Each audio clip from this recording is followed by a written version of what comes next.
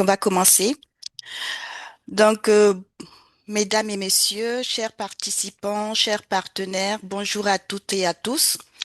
C'est avec un grand plaisir que nous vous souhaitons la bienvenue à ce troisième webinaire co-organisé par la Fondation africaine pour l'apprentissage tout au long de la vie et l'Institut de l'UNESCO pour l'apprentissage tout au long de la vie.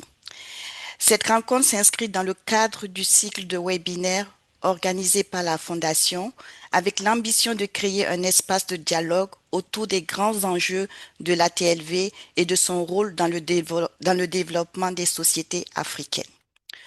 Le thème de cette troisième édition est consacré à l'apprentissage tout au long de la vie et l'insertion des NEETs en Afrique, repenser les trajectoires d'émancipation, d'inclusion économique.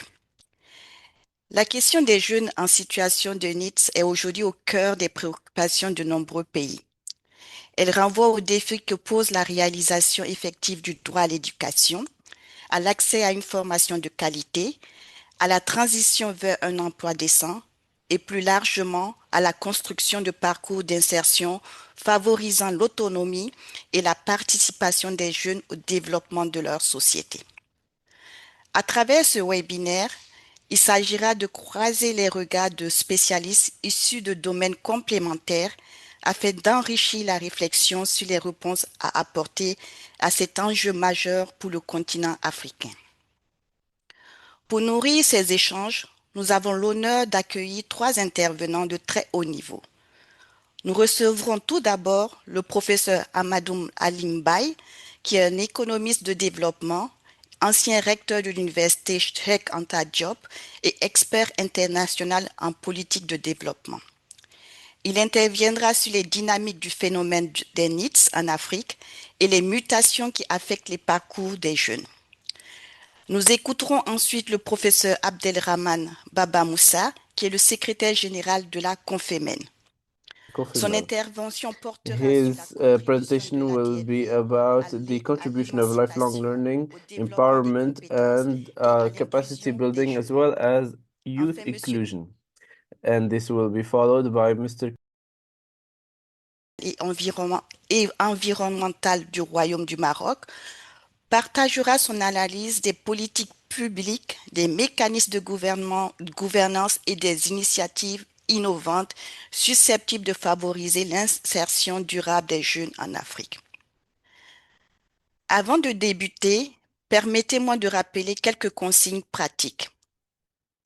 Nous vous invitons à maintenir vos micros fermés pendant les interventions. Vous pourrez adresser vos questions dans le chat tout au long du webinaire. Elles seront regroupées et traitées lors de la discussion générale.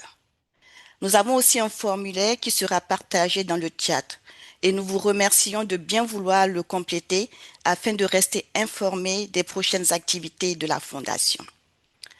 Donc, sans plus tarder, je vous propose d'ouvrir officiellement ce troisième webinaire.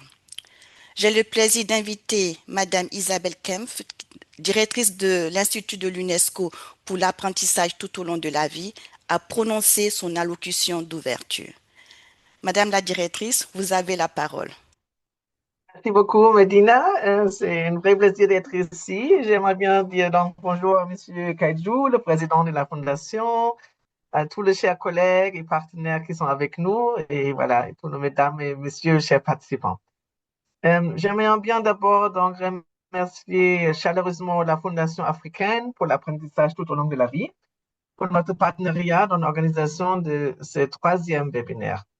Cette collaboration reflète notre engagement commun à promouvoir des politiques d'apprentissage tout au long de la vie qui soient inclusives, résilientes et adaptées aussi aux réalités africaines. C'est donc avec une attention très particulière que le UAL prend part à cet échange consacré à une question importante pour l'avenir du continent. L'éducation est effectivement un droit humain fondamental et aussi un bien public qui doit pouvoir s'exercer tout au long de la vie. Dans un contexte où les transitions démographiques, numériques, économiques et environnementales redéfinissent les compétences nécessaires pour vivre, pour travailler et participer pleinement à la société, garantir ces droits devient plus essentiel que jamais. C'est à la lumière de cette conviction que nous devons considérer la situation des jeunes en situation de net, c'est-à-dire les jeunes qui ne sont ni en éducation, ni en emploi, ni en formation. Ils constituent un groupe particulièrement vulnérable et doivent, à ce titre, rester au cœur de notre attention. Les données illustrent.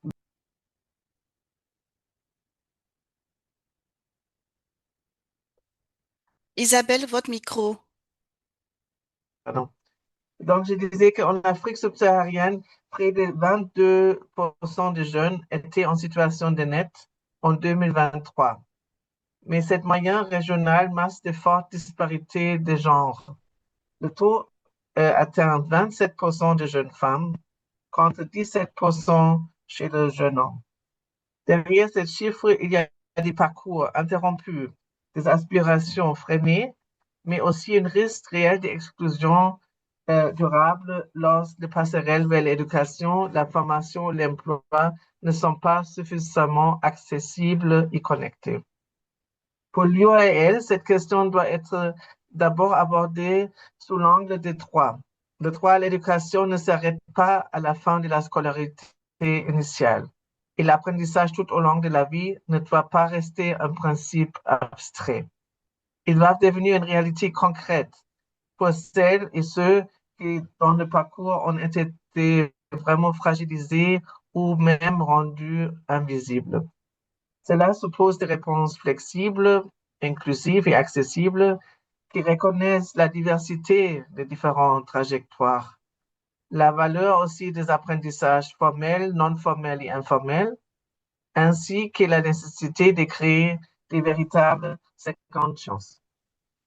L'Afrique est aussi un espace d'innovation. Dans de nombreux pays, des initiatives montrent qu'il est possible de rapprocher l'éducation, la formation et l'emploi, les collectifs territoriaux et les communautés afin de construire des systèmes d'apprentissage plus ouverts, mieux ancrés dans les réalités locales et plus à même d'accompagner la transition des jeunes. Ces expériences enrichissent les réflexions internationales et démontrent que la solution la plus pertinente naît souvent dans des contextes locaux. À l'UAL, nous accompagnons cette dynamique en aidant les États membres à développer des politiques d'apprentissage tout au long de la vie, plus inclusives et mieux adaptées aux réalités contemporaines. Par exemple, nous soutenons les pays membres dans la mise en œuvre du cadre d'action de Marrakech. Et nous les aidons également à suivre le progrès accompli grâce au rapport mondial sur l'apprentissage et l'éducation des adultes, CRAIL, que le prochain sera publié en 2027. Et nous travaillons avec 425 membres du réseau mondial de l'UNESCO des villes apprenantes pour faire vivre l'apprentissage tout au long de la vie au niveau local.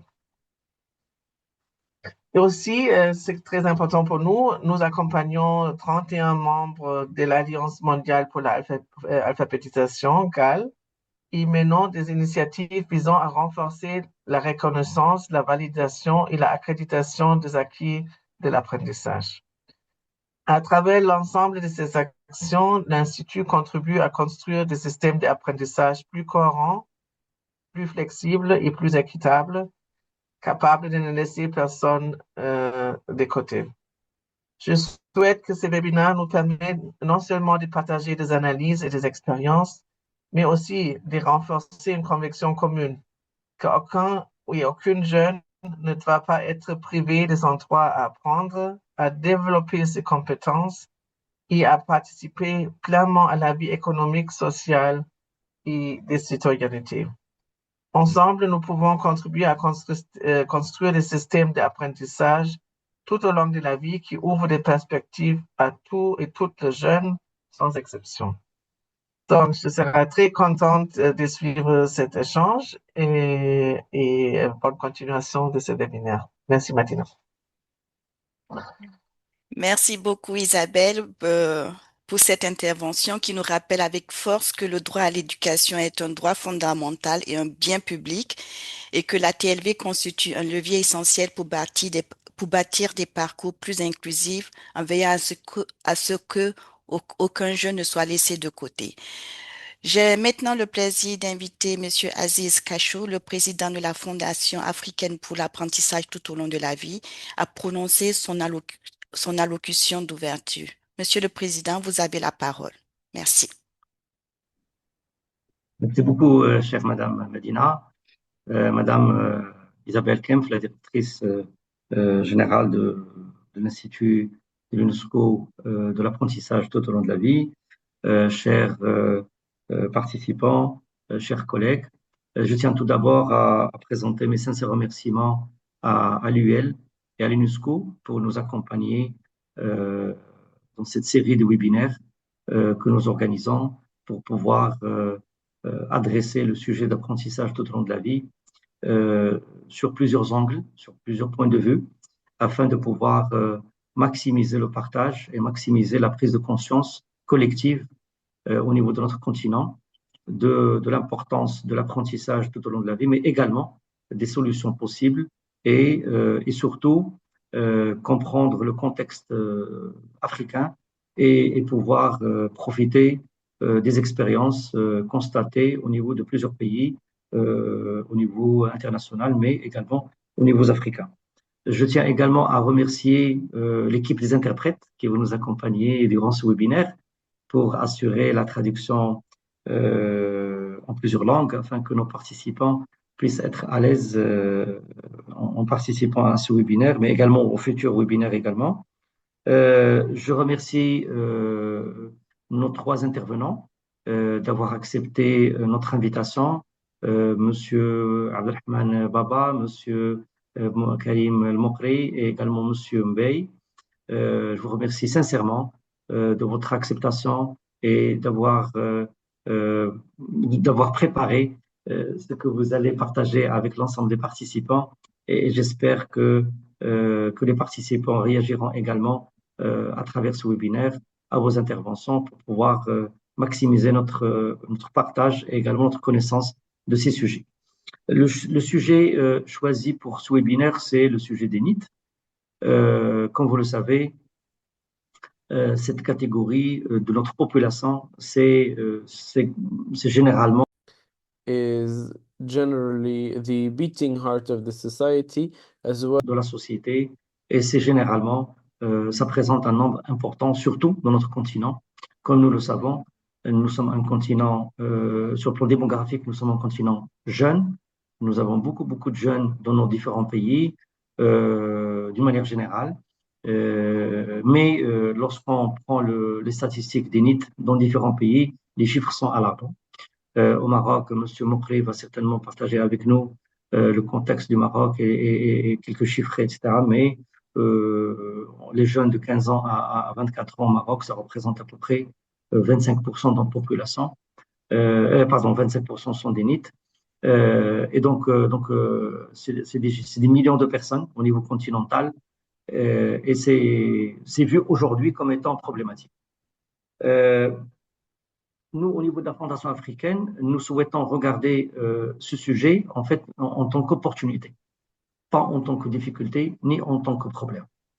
Déjà, ça permet de changer le mindset pour voir le sujet d'une manière positive et de pouvoir essayer de profiter de cette catégorie de notre population et qui a encore foi dans le futur, qui a la croyance et l'ambition dans le futur, qui souhaite encore contribuer, participer à la construction de nos sociétés, qui souhaite également apporter toute l'innovation possible, qui souhaite également être une force active dans la production, dans l'innovation, dans la recherche, etc., etc. Les jeunes sont généralement la catégorie de la population et qui est généralement la plus déconnectée du passé, des problèmes du passé, mais qui est portée sur le futur. Et donc, c'est pour cela que nous souhaitons regarder ce sujet comme une opportunité. Deuxièmement, à travers les discussions, à travers les débats, nous souhaitons également voir jusqu'à quel degré tout le sujet de transformation des systèmes d'éducation auquel, au niveau mondial, la réflexion est en cours, au niveau des Nations Unies, au niveau de l'UNESCO, au niveau de différentes instances internationales, des experts internationaux. Comme vous le savez, nos systèmes éducatifs, plus ou moins, ont atteint leurs limites en termes de possibilités, en termes d'offres, et ça devient de plus en plus très coûteux et ça pèse sur les budgets des États. Donc, la réflexion de la transformation des systèmes éducatifs aujourd'hui, je pense que c'est une opportunité pour plusieurs sujets, et particulièrement pour le sujet des NEET, et surtout, comment pouvoir accompagner ces jeunes, comment pouvoir les mettre, les faire monter dans le train du développement de nos pays à travers plusieurs types de solutions possibles, des solutions qui pourront peut-être à un moment donné être les plus individualisées possibles, parce que parfois nous sommes confrontés à des situations on ne peut pas traiter la masse globalement, mais il faut adresser le sujet de manière dichotomisée et décortiquer le sujet pour trouver des solutions particulières, contextuelles, en termes de langue, en termes de culture, en termes de besoins, en termes de capacité, en termes de métier, en termes d'exercice, en termes d'accompagnement, etc. Donc c'est un sujet qui aujourd'hui, on va parler d'INIT, mais également c'est un sujet qui touche de manière indirecte le reste des composants de la société, que ce soit en termes de développement, en termes d'éducation, mais également en termes de croissance et de stabilité générale au niveau de nos sociétés. Et donc, pour clôturer cette introduction, je souhaite que ce webinaire apportera une pierre dans la réflexion collective autour des sujets des jeunes et des NEET particulièrement, pour pouvoir offrir à nos jeunes le maximum de possibilités, le maximum de rêves possibles et de les aider à les réaliser, parce que lorsqu'un jeune réalise un rêve, c'est une bonne partie de la société qui va en profiter. Je vous remercie pour votre écoute et j'espère que nous allons bien profiter de ce webinaire. À tout à l'heure.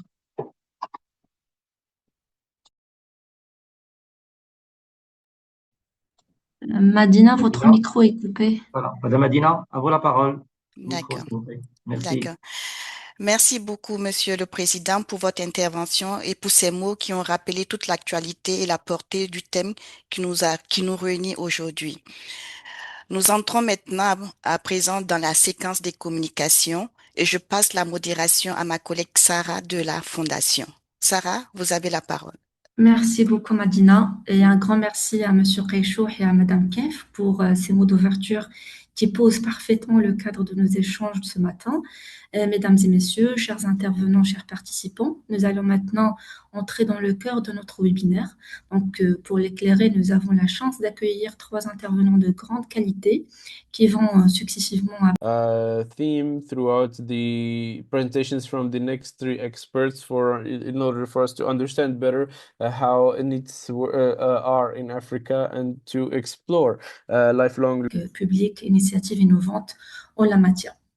Avant de commencer, j'aimerais juste rappeler que chaque intervention durera 20 minutes. Et alors, sans plus attendre, notre premier intervenant est Monsieur Ahmadou Mbaye, un économiste senior du développement, dirigeant universitaire et expert en politique publique, fort de plus de 25 années d'expérience 25 years of en conseil auprès des gouvernements, d'institutions multilatérales, de groupes de réflexion internationaux et de direction d'établissements d'enseignement supérieur. Elle a notamment exercé les fonctions de recteur au président de l'université Cheikh Anta Diop de Dakar, où il a dirigé l'une des plus grandes universités publiques d'Afrique. À ce titre, il a renforcé la gouvernance institutionnelle, développé des formations de 2e et 3e cycle à forte orientation professionnelle, recruté et accompagné des founding member of the French Speaking African Network for Comparative Education, as well as working on many strategic partnerships with international universities, governments, and partners to development.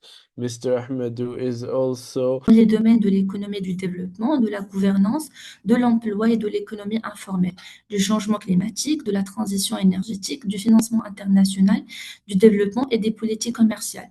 Elle est largement reconnue pour sa capacité à transformer des travaux de recherche empirique rigoureux en recommandations opérationnelles et en solutions concrètes au service des politiques publiques et du développement. Il possède une vaste expérience dans l'enseignement universitaire au cycle supérieur, la formation de cadres dirigeants, le conseil en politique publique, ainsi que la direction de programmes académiques et de développement. Tout au long de sa carrière, il a démontré une aptitude remarquable à concevoir et piloter des programmes interdisciplinaires à vocation professionnelle, contribuant à promouvoir une croissance économique inclusive, le développement humain et une gouvernance efficace dans les pays à revenus faibles et intermédiaires. Cher professeur Mbaye, la parole est à vous pour nous éclairer sur le premier axe consacré au The floor is yours, sir, to tell us more on. Bonjour tout le monde. Je vais d'abord essayer de partager mon écran. Monsieur Mbaye, il y a un écho. Si vous pouvez juste régler le son, s'il vous plaît. Bon,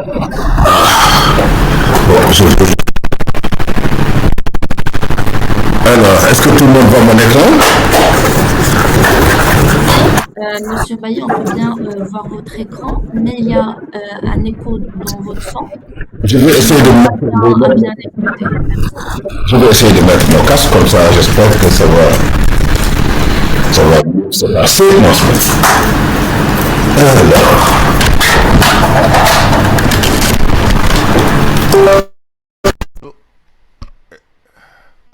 Est-ce que vous m'entendez maintenant? Oui, parfait. Merci. Parfait, d'accord. Alors, donc oui, je voudrais tout d'abord... Attends, je vais mettre ça en mode diaporama. Parfait.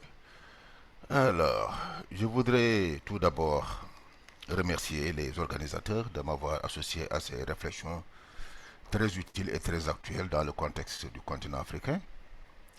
Également, exprimer toute ma fierté de partager ce panel avec des experts très distingués, dont je connais certains très bien, comme le SG de la Confémen et bien d'autres. Et ensuite, dire que les quelques données que je vais partager avec vous proviennent d'une série d'enquêtes qu'on a menées un peu partout en Afrique sur la jeunesse, sur l'emploi et sur l'éducation. Et qui ont donné lieu à un certain nombre de publications en termes de livres et d'autres natures. Et je voudrais donc rendre justice aux autres membres de notre équipe en Afrique centrale, en Afrique de l'Ouest, dans les pays du Sahel, et qui ont beaucoup contribué à compiler ces données et à en faire ce que je vais vous présenter aujourd'hui. Maintenant, il y a eu beaucoup de données, j'ai dû faire un choix et un focus sur un certain nombre de choses qui sont, à mon avis, plus en rapport avec le sujet. Mais c'est que je ne vois plus mon écran. Je me vois, je ne vois plus mon écran. Vous voyez toujours l'écran? Oui. Il est toujours visible, Monsieur Mbali. Ok, donc je vais arrêter et reprendre peut-être.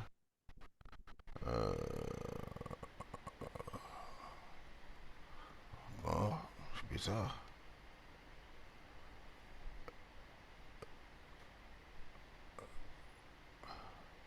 Voilà. Ok. Donc, voilà l'outline que je vais suivre en essayant de respecter le temps. Je vais d'abord parler du concept NEET, qui est un indicateur très utile, mais qui a des limites certaines dans le contexte africain.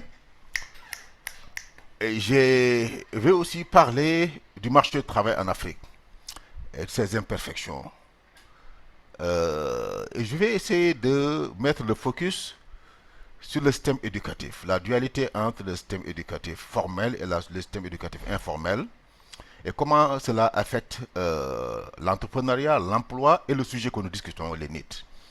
Et je vais finir par quelques options de politique économique.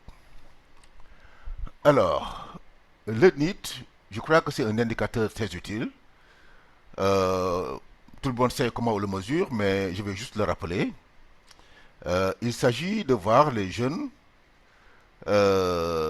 inactifs et les jeunes au chômage Et leur nombre est rapporté ça à la tranche d'âge, c'est-à-dire les 15 et 24 ans. Donc c'est les jeunes qui ne sont pas dans l'éducation, c'est les jeunes qui ne sont pas dans la formation. Ok? Les jeunes chômeurs, inactifs, hors éducation et formation, hein, qu'on rapporte à la tranche d'âge.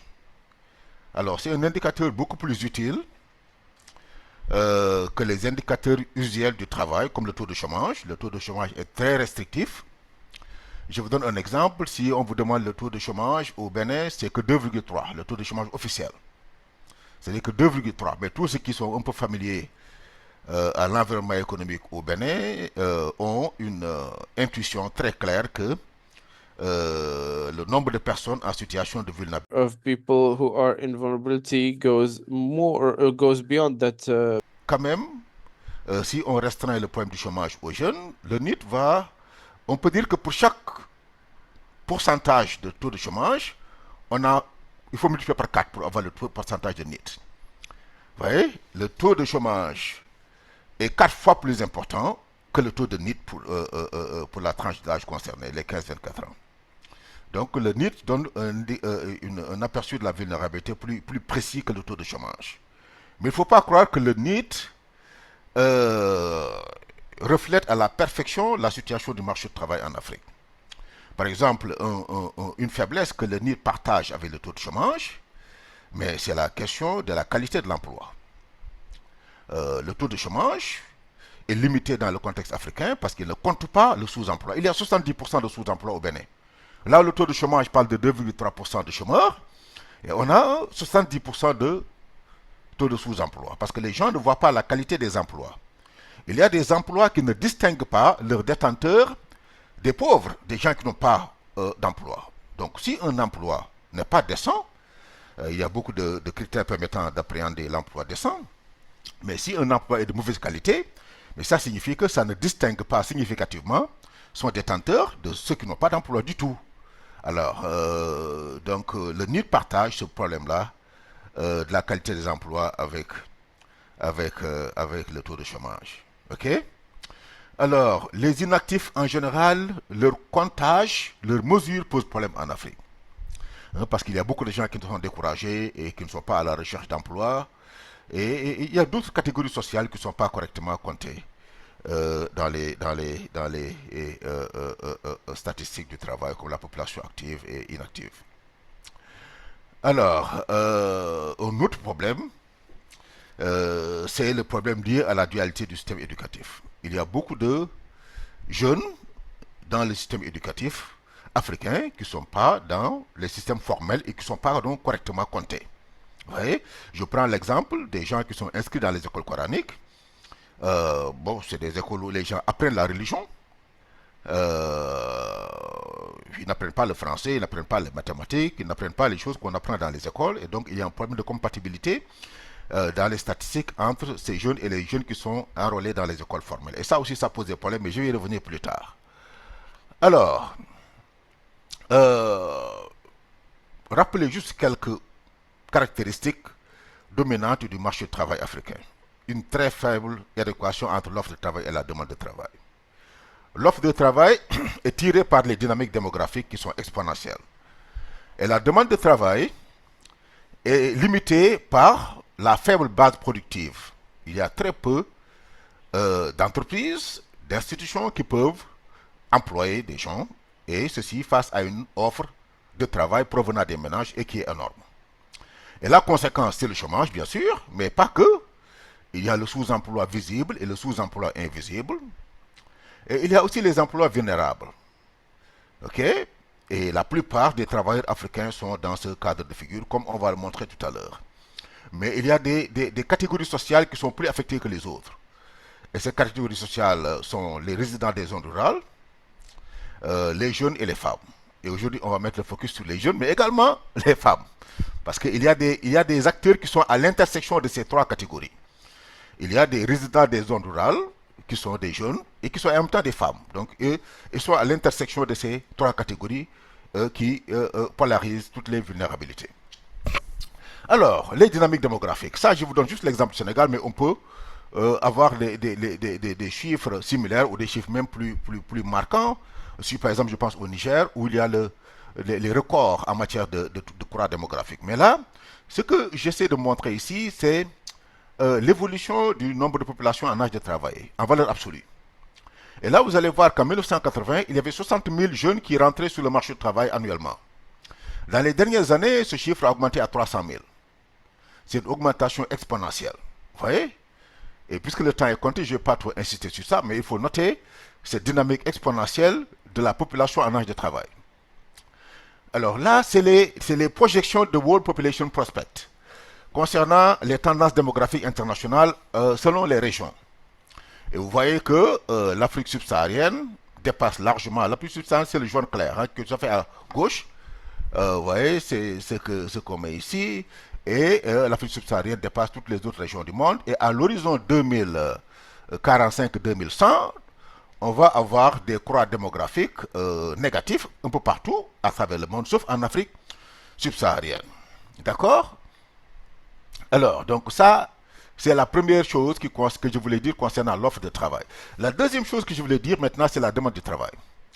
La base productive est très faible en Afrique, mais ici ajoute que les activités qui ont pignon sur rue, les activités productives les plus visibles, emploient très peu. Ce sont les activités qui sont intensives en capital et pas très peu en main-d'œuvre. Et là également, je vous donne les données du Sénégal. Ce que vous avez à gauche, c'est les exportations pour les activités intensives en capital. Et vous voyez que ces exportations, au fil du temps, augmentent. Et ce que vous avez à droite, c'est les exportations pour les activités intensives en main-d'œuvre. Et vous voyez que ces exportations diminuent. C'est très symptomatique de ce qui se passe dans la plupart des économies africaines. Les secteurs qui portent la croissance, c'est les mines, c'est la chimie, c'est les finances, ainsi de suite. C'est des secteurs qui emploient très peu. Donc, d'un côté, il y a une offre exponentielle. De l'autre côté, on a une demande extrêmement faible. Et la conséquence, c'est ce que je vous montre ici. C'est un développement je veux dire, important de l'informel. Sur le graphique, ce que vous voyez ici en rouge, c'est la part des gens qui sont enrôlés, qui ont une protection sociale. Parce que les économistes ne sont pas tout à fait d'accord sur la mesure de l'informel. Mais on est d'accord que les employés informels sont ceux qui ne bénéficient pas de protection sociale. Et vous voyez que sur les 9 millions de Sénégalais qui sont en âge de travailler, seuls les 4% ont une protection sociale dans le privé. Vous voyez, c'est ce que vous voyez en rouge. Vous voyez? Et en bleu, c'est le nombre de travailleurs. Et vous voyez que ils sont 300 000 sur 9 millions. Donc les gens qui ont une protection sociale, qui sont vraiment formels, ils constituent une infime minorité. Ça, c'est l'avant-dernier livre que nous avons sorti sur le cas du Cameroun. Et c'est disponible open access, et je pourrais vous partager ça après. Alors, si on regarde dans la plupart des villes africaines que nous avons couvertes dans nos données, la plupart des travailleurs répondent à ces proxys de l'informalité. Vous voyez, ça c'est la proportion des gens qui gagnent moins que le salaire minimum. Vous voyez, là, c'est les gens qui n'ont pas accès aux services sociaux, l'eau, l'électricité. Donc, c'est des entreprises, mais c'est ce qu'on appelle auto-entreprises, auto-entreprises, c'est des cas de self-employment.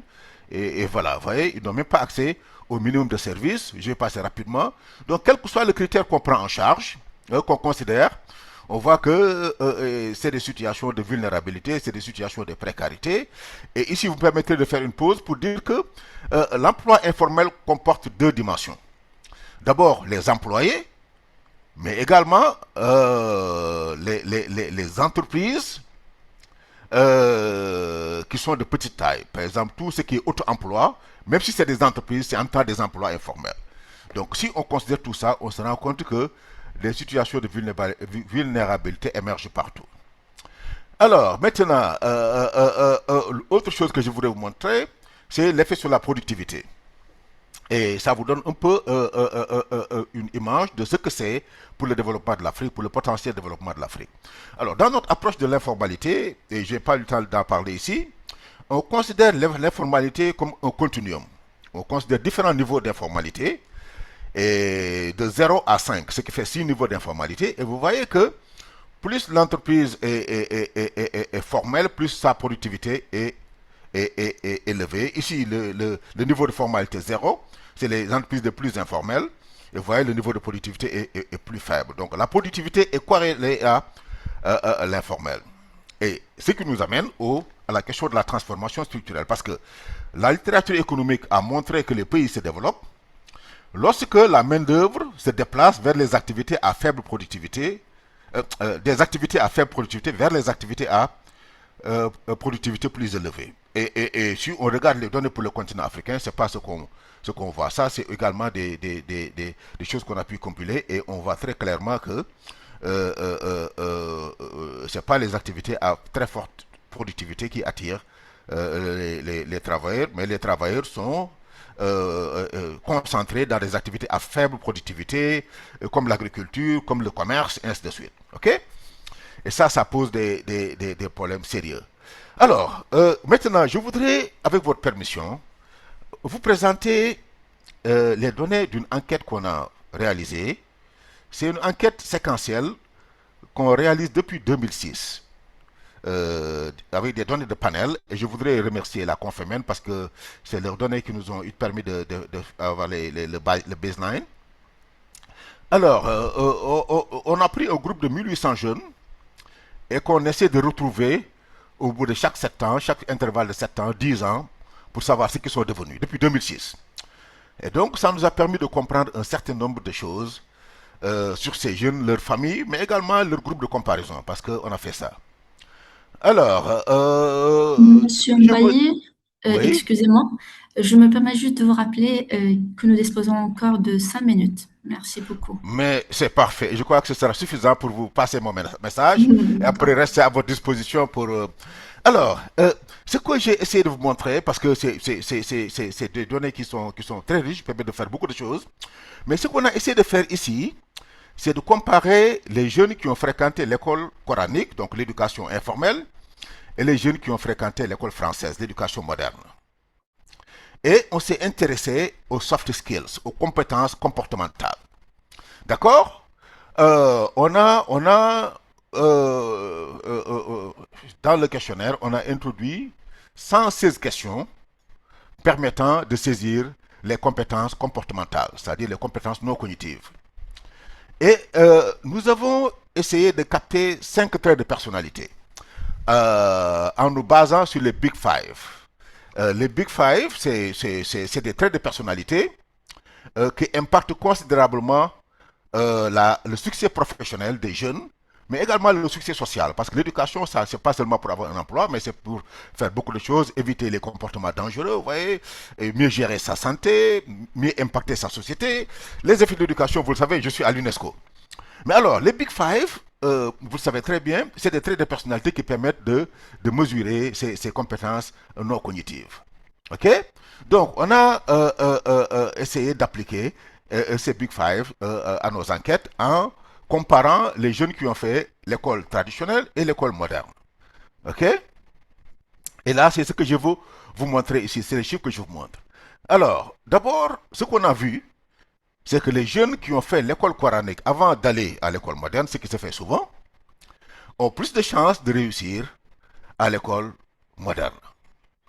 OK? Et vous voyez que ceux qui ont par exemple fait 6 ans, ce que vous voyez tout à fait à droite, ont des performances plus élevées scolaires dans les écoles modernes. Mais alors, pour en revenir à nos Big Five, nos traits de personnalité, vous voyez ici les travailleurs informels, les travailleurs, formels, vous voyez, c'est ce que vous voyez tout à fait à gauche du graphique, mais ils sont beaucoup moins performants en termes de ces Big Five que les travailleurs de l'informel qui sont au milieu. Alors, à droite, il y a des travailleurs qui n'ont fait ni le formel ni l'informel. Mais vous voyez, donc en termes de soft skills, en termes de compétences non cognitives, les travailleurs de l'informel ont de meilleures performances concernant les Big Five. Et ça, c'est des indicateurs qui disent la même chose. Et toujours pour les Big Five, non, pour les compétences cognitives, on a considéré les life skills. Mais également les mathématiques, les tests de mathématiques à l'oral, les tests de mathématiques à l'écrit et le texte de français écrit. Vous voyez? Et les gens qui ont fait moins de 2 ans d'école coranique avant d'entrer à l'école française, c'est ce que vous voyez tout à fait à gauche, ils sont beaucoup moins performants au niveau des tests cognitifs que les gens qui ont fait 3 ans et plus à l'école coranique avant l'école française. Vous voyez? Je vais essayer de sauter ça et, et je vais juste parler de maintenant qu'est-ce qui justifie ça? Qu'est-ce qui justifie que les gens qui ont fait l'école traditionnelle s'en sortent mieux en termes de compétences comportementales que les autres. Mais parce que au niveau de la formation dans les écoles coraniques, mais les gens mettent l'accent plus sur l'éducation que sur les compétences cognitives. Vous voyez? Il y a une confrérie qui est très bien étudiée, c'est la confrérie des Mourites, mais ils développent une éthique de travail où les apprenants sont impliqués dans les activités professionnelles des marabouts dès le bas âge. C'est des écoles où l'État ne subventionne rien du tout, les parents ne donnent rien du tout, le modèle économique est basé sur les activités entrepreneuriales du marabout qui utilise ses étudiants, ses apprenants. Et c'est un modèle vertical qui est critiqué et qui est critiquable sur beaucoup d'aspects. Mais en termes de transmission de compétences non cognitives, ils font beaucoup mieux que le système français. Et la plupart des entrepreneurs africains, mais sont sortis de ce modèle. Les gens qui sortent des écoles, de l'école moderne, souvent sont des fonctionnaires, mais la plupart des entrepreneurs qui sont bien sûr informels sortent de système d'éducation. Et au Cameroun, c'est la même chose. Le modèle d'entrepreneuriat et de formation totalement informel et sur le tas des Bamileke répond également à ces caractéristiques. On a aussi étudié les Yoruba du Nigeria et c'est les mêmes modèles qui émergent, même s'il y a des nuances extrêmement importantes. Là, c'est des données qui montrent comment est-ce que les Bamileke contrôlent l'économie camerounaise et ça, c'est les données officielles du Cameroun. Alors, qu'est-ce que je peux en tirer comme conclusion et qu'est-ce qu'on peut faire pour agir sur les NEET, on a 2 leviers, l'emploi et l'éducation. Si on remet les NEET dans l'éducation ou la formation, ils sortent définitivement des NEET. Et les NEET, c'est aussi le résultat des énormes abandons scolaires. Nos systèmes éducatifs ont beaucoup de limites. L'accès est très important ces derniers temps avec les programmes qui ont été financés, mais les abandons sont énormes. Et la qualité de l'enseignement, il y a plus de 86% qui sont en situation de pauvreté d'apprentissage. Et ça, vous le savez très bien, je suis à l'UNESCO. Alors, il n'y a pas de système relais pour récupérer les gens qui ont été éjectés du système, alors qu'on aurait pu les récupérer et les former. Vous voyez?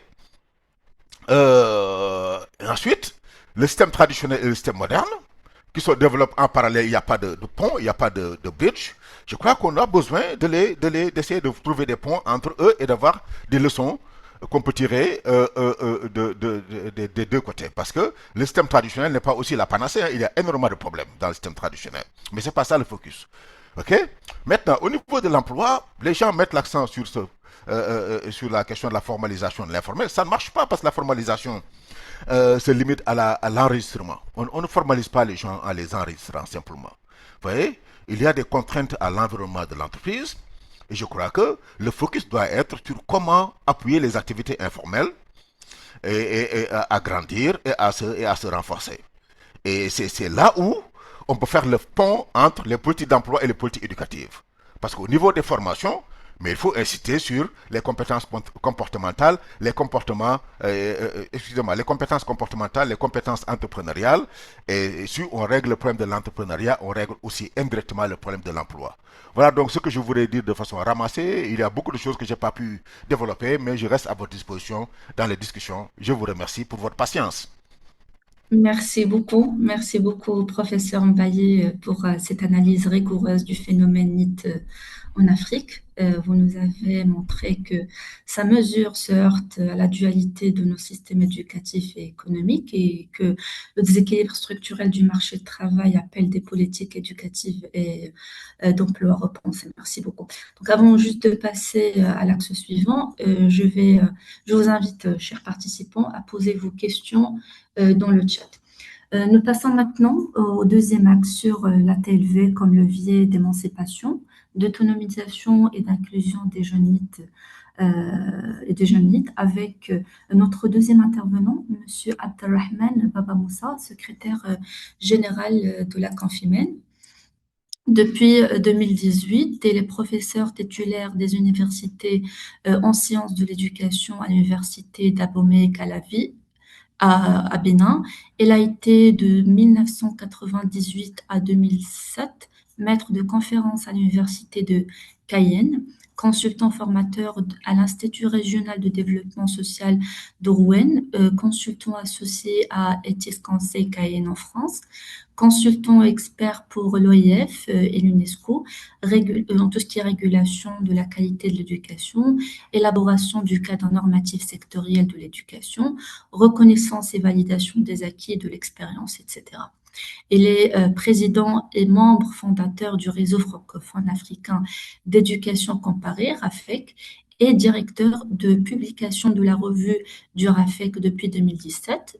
Elle a présidé l'association francophone d'éducation comparée AFEC, dirigé la revue Éducation comparée entre 2009 à 2012. Elle est nommée secrétaire générale de la Confémen en 2019, après avoir été secrétaire technique permanent du plan sectoriel de l'éducation au Bénin entre 2014 et 2018, directeur de cabinet du ministre en charge de l'emploi entre 2010 et 2014 et directeur de l'alphabétisation et de l'éducation des adultes de 2009 à 2010. Elle est actuellement membre du conseil d'administration de l'Institut de l'UNESCO pour l'apprentissage tout au long de la vie, l'UIL, et du comité de rédaction de la revue internationale de l'éducation. Cher professeur Baba Moussa, nous vous écoutons.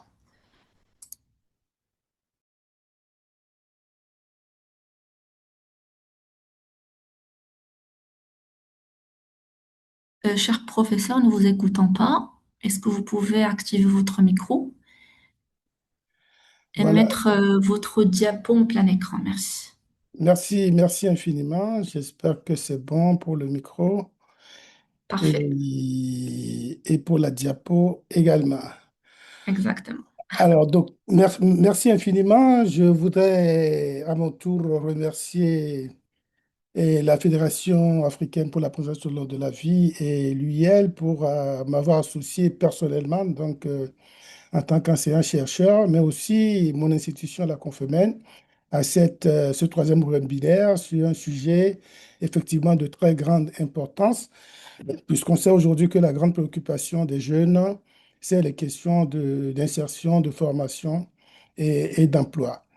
Donc, sans trop tarder, pour nous permettre de gagner du temps, je voudrais rappeler que cette question de l'insertion des jeunes est une question qui est très ancienne, puisque de tout le temps, depuis Platon, on s'interroge sur la situation des jeunes, sur leurs valeurs. Et aujourd'hui encore, de nombreuses enquêtes sont menées auprès des jeunes pour essayer de identifier leurs besoins. Et cette question de la formation, de l'insertion apparaît toujours. Je voudrais dire également que dans nos sociétés africaines traditionnelles, c'est-à-dire avant les colonisations, c'était un problème qui était très marginal, puisque l'organisation sociale à travers les classes d'âge permettrait à chacun de trouver sa place avec une répartition des rôles et des tâches qui était assez claire et organisée. Je dirais même qu'en Europe, c'était aussi pas un grand problème, puisque pendant longtemps, les jeunes étaient automatiquement intégrés aux activités de la vie et c'est la répartition du travail intervenue avec la révolution industrielle qui a un peu accentué ce phénomène et fait des jeunes une classe un peu marginale. Alors, c'est également un problème lié, je pense, à l'offre éducative, puisque dans les sociétés africaines, il n'y avait pas d'école. La société elle-même était une école, et le fait d'avoir introduit l'école comme lieu privilégié d'apprentissage a créé une rupture qui fait qu'aujourd'hui, l'offre éducative ne répond pas toujours aux besoins socio-culturels, économiques des pays, et fait qu'une bonne partie de la jeunesse se retrouve donc en dehors du système et ça crée ce phénomène donc des NEETs. Et l'éducation est très souvent enfermée dans la forme scolaire. Ce n'est pas moi qui le dis, plusieurs sociologues francophones ont évoqué cette question-là. Alors, je voudrais quand même m'appuyer sur une réflexion globale faite par Philippe Combs, qui est un ancien directeur de l'IPE et qui, dans les années 60, avait déjà exploré la crise mondiale de l'éducation et considérait que cette crise est due au fait que chaque pays n'arrive malheureusement pas à faire l'inventaire de toutes les opportunités qu'il y a pour les jeunes pour apprendre. Et c'est ce qui fait que aujourd'hui nous avons beaucoup de jeunes qui ne sont pas pris en compte puisque l'offre scolaire n'intègre pas à la fois l'éducation formelle de type scolaire, mais aussi les autres opportunités d'éducation non formelle, c'est-à-dire organisée en dehors de l'école, voire même de l'éducation informelle, puisque la société elle-même offre plusieurs opportunités d'apprendre qui ne sont pas souvent explorées. Donc pour nous, les questions, c'est de voir si l'offre, donc le développement des NIS n'est pas une conséquence de ces difficultés des États. Et donc, si c'est le cas, comment résoudre ce problème? Donc, c'est autour de cela que nous allons organiser notre conférence. D'abord, en faisant un état des systèmes éducatifs actuels, j'ai mis plusieurs systèmes éducatifs, mais j'ai mis en avant celui du Bénin, le schéma du Bénin, qui reflète bien la situation de l'ensemble de nos systèmes éducatifs. Le professeur recteur le présentait tout à l'heure. Nous avons des systèmes qui sont totalement organisés autour de l'école et de l'école, l'éducation formelle, avec des fortes entrées dans le primaire, mais au fur et à mesure qu'on avance dans le système vers l'enseignement supérieur, une forte départition également, avec quelques structures que l'on peut voir sur les côtés qu'on appelle des structures alternatives qui permettent de récupérer tant bien que mal ceux qui sortent de ce système-là. Et la conséquence de cela, c'est qu'en fait, on a une éducation, comme le disait Guy Vincent, prisonnière de la forme scolaire et des savoirs fondamentaux, lire, écrire et compter, et qui ne met pas assez l'accent sur les autres types de savoirs et de compétences professionnelles. Et ceci dit, nous avons observé un peu les statistiques dans la plupart des rapports produits par la Confemène et on constate que beaucoup d'enfants entrent à l'école, comme on peut le voir ici sur le cas du Bénin, près de 140% de taux de scolarisation primaire et beaucoup d'enfants quittent également avant d'arriver en terminale. On a près de la moitié qui sont déjà partis lorsqu'on arrive en fin de sixième, troisième. Et en terminale, il y a à peine 20% qui restent. Et quand on observe le schéma que je présente, c'est celui du Bénin dans les années 2015. Mais quand on regarde les différents documents de l'Union africaine aujourd'hui, on se rend compte que la situation a très peu évolué et peu d'enfants, moins de 70%, achèvent le cycle primaire et à peine 30% arrivent au cycle secondaire, à la fin du cycle secondaire. Donc, l'école telle qu'elle est conçue ne permet pas d'accueillir vraiment toute la jeunesse. Et quand on regarde également l'efficacité interne, là, je cite les travaux du PASEC 2014-2019, on se rend compte que les enfants qui sortent en général à la fin du primaire, à la fin de la scolarité primaire, n'ont pas les acquis attendus. Beaucoup sont encore en deçà du seuil de compétences attendues. Par exemple, en 2019, on avait à peine 40% qui, en fin de scolarité, avaient les seuils attendus en matière de compétences. Donc, autant de jeunes qui quittent le système scolaire sans avoir les compétences attendues et qui vont agrandir donc le nombre de jeunes NEETs à travers l'Afrique. Et comme vous pouvez le voir, c'est une situation que l'on retrouve dans tous les pays. Une quinzaine de pays ont participé à l'évaluation PASEC 2019. Ce qu'on peut constater également lorsqu'on observe le système éducatif, c'est que parmi les causes de cet échec scolaire, il y a la question linguistique et que les élèves qui sont le plus souvent étudiés et évalués en français, qui n'est en général pas leur langue maternelle, n'ont pas de résultats intéressants. Et quand on observe le cas du Niger, par exemple, où les enfants sont évalués dans plusieurs langues, les langues maternelles comme le Hausa et le Germain et le français, on se rend compte que ce soit en mathématiques ou dans les langues, c'est ceux qui sont évalués dans la langue maternelle qui ont des résultats importants. Donc, autant de choses qui font que, pour l'UL, je pense que c'est une question très importante, que l'éducation doit pouvoir aussi s'ouvrir à l'enseignement dans les langues africaines. Je regarde la situation de l'emploi, mais je crois que le professeur a bien décrit cela. Quand on regarde la situation des jeunes actifs, on se rend compte que par exemple, pour le Bénin, dans les années 2015, 60% de la population active n'a aucun niveau scolaire, donc non éduqué, et seuls 18% ont un niveau primaire, 16% un niveau secondaire et 3% seulement un niveau supérieur. Donc, c'est très important de le noter, et le professeur l'a dit également, que la grande partie des actifs également sont dans le secteur informel.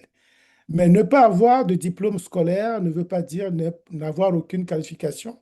Le professeur l'a également montré à travers les écoles coraniques. Donc, les jeunes NITS ne sont pas forcément totalement hors du système. Ils sont pas, ils sont simplement pas dans les systèmes qui sont considérés comme conventionnels et qui disposent de statistiques. Alors, quand on fait l'état des lieux de la situation des jeunes NEETs, on se rend compte que c'est près de 70% des jeunes africains qui sont classés en 2025 et l'Afrique subsaharienne a également une part importante dans les chiffres. Et derrière les chiffres, comme je le disais tout à l'heure, il y a beaucoup d'apprentissage informel non validé ni certifié. Il y a beaucoup de compétences réelles, mais qui ne sont pas reconnues. Il y a un auto-emploi qui est très développé, puisqu'en général, de dire qu'on est chômeur, inactif, c'est rare en Afrique. On se débrouille toujours en faisant quelque chose et c'est l'emploi qui, en général, n'est pas valorisé parce que les compétences ne sont pas reconnues. Alors, comment réduire les NEETs? Et c'est à cela que nous allons arriver en faisant comment dire, la synthèse du diagnostic du système scolaire. C'est une école qui n'accueille pas tous et qui ne garantit pas le droit à l'éducation. C'est une école qui ne peut pas doter tout le monde des compétences attendues. C'est une école qui ne prépare pas assez l'insertion et le développement de la citoyenneté. Et c'est une école qui, en plus de tout cela, doit faire face aux nouveaux défis numériques, intelligence artificielle et autres. Donc, il y a nécessité aujourd'hui, face à l'insuffisance de l'école, d'agir en dehors de l'école. Et c'est pour cela que l'apprentissage tout au long de la vie devient une solution bien pertinente. Je dirais que l'apprentissage tout au long de la vie est la conséquence d'une évolution sémantique. On est passé d'une définition de l'éducation qui était l'apanage des enfants et l'apanage des adultes vers les enfants à une éducation aujourd'hui qui concerne tout le monde. Et l'objectif de développement 4, tel qu'il a été défini, intègre justement la prise en compte de l'apprentissage tout au long de la vie. Donc, il me semble que l'ODD4, dans sa formulation actuelle, revisite un peu les propositions faites par COMS en parlant de réseau d'apprentissage. Et donc, je ne vais pas aller dans les détails.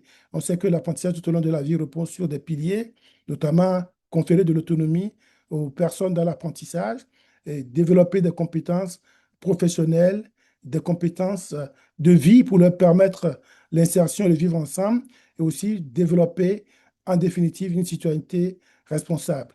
Donc, pour pouvoir réaliser l'apprentissage tout au long de la vie dans les pays africains, il est important donc de transformer l'éducation. Et c'est à cela que nous nous attelons dans nos travaux, d'abord en tant que chercheurs, mais aussi dans l'action que nous menons au niveau de la Confemène. L'apprentissage tout au long de la vie, le système qui doit être mis en place pour favoriser l'apprentissage tout au long de la vie, doit être un système qui prévient les ruptures éducatives dès le début, un système qui sait reconnaître les apprentissages formels et non formels, un système qui crée également des passerelles entre les différentes opportunités et des parcours disponibles, et un système qui permet de reconnaître autant les acquis formels et non formels. Un système enfin qui permet de connecter ou de reconnecter les jeunes aux compétences, à l'emploi à travers notamment l'entrepreneuriat. Je présente ici le cas du Bénin, où dans l'élaboration du plan sectoriel en cours jusqu'en 2030, nous avons essayé justement de mettre en place un système, une architecture éducative qui répond vraiment à cette volonté d'apprentissage tout au long de la vie. C'est assez touffu, pas forcément facile à comprendre, mais ce qu'il faut noter, c'est qu'on est passé du système pyramidal à un système plus ouvert où, dès l'éducation de base, on a intégré à côté de l'école tous les, tous les apprentissages informels, tous les apprentissages pré-professionnels, toutes les alternatives éducatives qui sont destinées aux enfants out of school, of school. Et donc, ça fait que l'école, dès le départ, le système éducatif doit pouvoir accueillir tout le monde et doit pouvoir garder tout le monde jusqu'à la sortie du système en ayant, après l'éducation de base, plusieurs parcours, un parcours plutôt général de type scolaire, un parcours d'enseignement technique formel de type scolaire, mais aussi la prise en compte de tous les autres dispositifs existants avec un système de reconnaissance et de validation des acquis de l'expérience.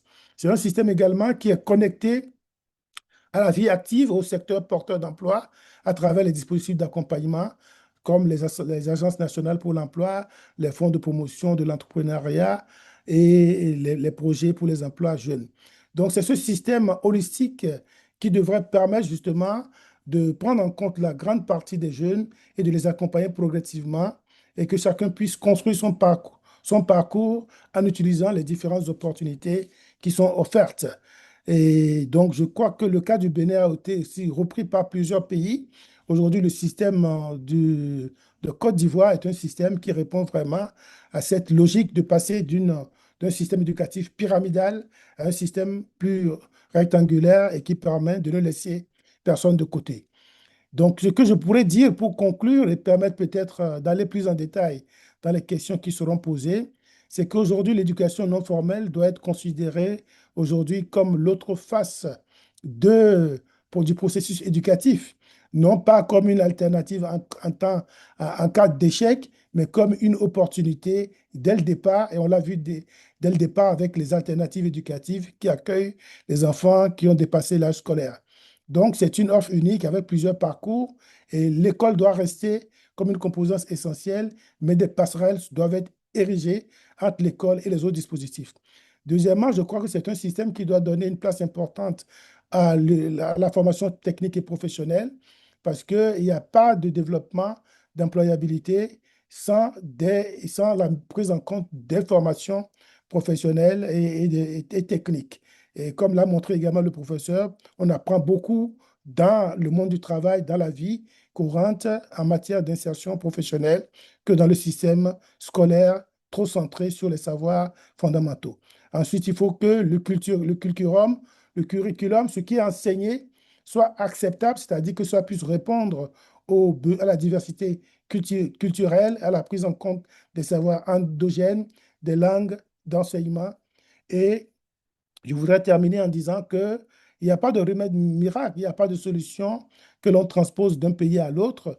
Et notre rôle à la Confemène, c'est d'essayer de produire de plus en plus de données probantes sur la situation globale des NEETs. Et c'est en produisant des données fortes et fiables que l'on peut aussi agir en mettant en œuvre des actions pilotes de remédiation sur certains aspects. C'est ce que nous faisons d'ailleurs à la Confemène désormais en ayant un regard particulier sur les alternatives bilingues. Et ensuite, nous devons accompagner la transformation des systèmes pour permettre à chaque pays de passer de ce système pyramidal centré sur la forme scolaire à un véritable système d'apprentissage tout au long de la vie. C'est-à-dire qu'il faut amener les pays à passer de l'obligation scolaire qui est très enfermée dans l'école au droit à l'apprentissage tout au long de la vie à travers des systèmes éducatifs plus holistiques. Donc voilà, de façon synthétique, ma contribution à ce débat et je reste attentif aux questions qui seront posées. Encore merci d'avoir associé la conférence. Merci beaucoup, cher professeur Baba Moussa, pour cette mise en perspective du phénomène NEET qui révèle avant tout les limites de nos systèmes éducatifs classiques. Vous nous avez montré que la TLV, loin d'être un simple rattrapage, doit devenir un véritable système de passerelle entre apprentissage formel, non formel et informel, porté bien évidemment par quatre piliers: apprendre à faire, apprendre à vivre ensemble et apprendre à être. Merci beaucoup. Nous accueillons à présent notre troisième intervenant, Monsieur Karim El Mokri, expert permanent au Conseil économique, social et environnemental du Maroc, pour présenter les perspectives d'inclusion socio-économique des jeunes NEET. Monsieur Karim El Mokri est expert économiste titulaire d'un doctorat en économie de l'Université Mohammed V de Rabat. Au cours de sa carrière, il a occupé plusieurs fonctions dans le domaine des études au sein de la Banque centrale du Maroc ainsi qu'au Policy Center for the New South. Il occupe actuellement le poste d'expert permanent au sein du Conseil économique, social et environnemental du Maroc.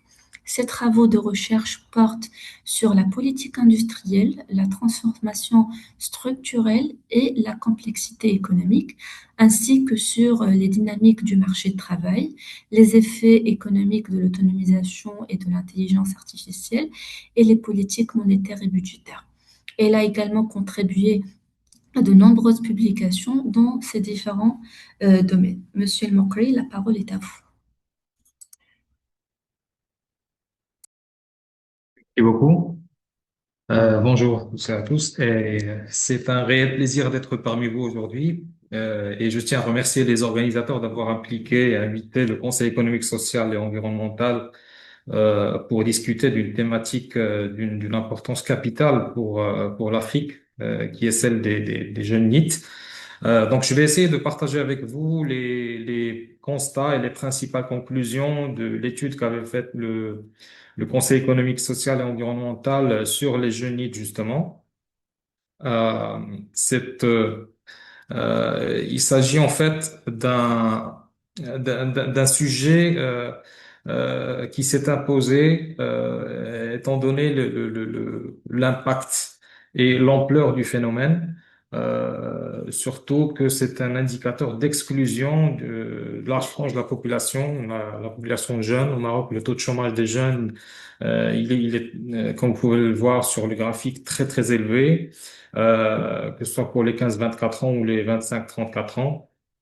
Et lorsqu'on va un peu vers les NEET, le taux il varie entre 24 et 25%, bien qu'il est en tendance baissière ces dernières années, mais nous restons à des niveaux qui sont supérieurs à la moyenne des pays, par exemple, à revenus intermédiaires tranche supérieure et les pays avancés. Et le problème se pose avec acuité au Maroc parce que justement le Maroc connaît une transition démographique précoce, si on veut, euh, parce que quand il y a une décélération de son taux de croissance démographique, le taux de fécondité on est tombé en dessous de 2, donc même pas le taux de remplacement. Et ce qui fait la fenêtre démographique, la fenêtre d'opportunité que le Maroc pourrait exploiter, où le Maroc pourrait exploiter le potentiel de sa jeunesse, risque de se refermer à partir de 2040. Et donc, 2040, c'est demain. On n'a pas beaucoup de temps pour engager une nouvelle génération de politiques publiques qui vont permettre justement de maximiser le dividende démographique. Sinon, on risque d'avoir des répercussions négatives sur le plan social parce que qui dit exclusion des jeunes dit délinquance, frustration, manque de confiance, désespoir, criminalité, et tout ce qui peut en résulter.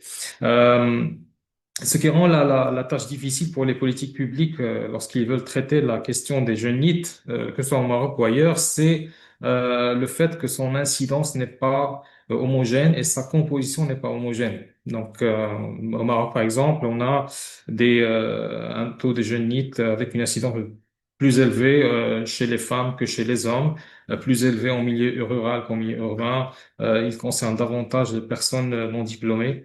Mais lorsqu'on regarde un peu la structure, si vous voulez, de cette population NEET, on peut voir par exemple que nous avons 54%, ce sont des femmes rurales qui assument des responsabilités familiales, donc ils ne peuvent pas accéder au marché du travail, ou à l'éducation, ou à la formation, et aussi les jeunes NEET citadins découragés dont on a parlé au début, qui sont à peu près 25%, et d'autres composantes, bien entendu. Mais c'est juste pour montrer qu'il y a vraiment une hétérogénéité de cette population NEET, un facteur clé que les politiques publiques devraient prendre en considération.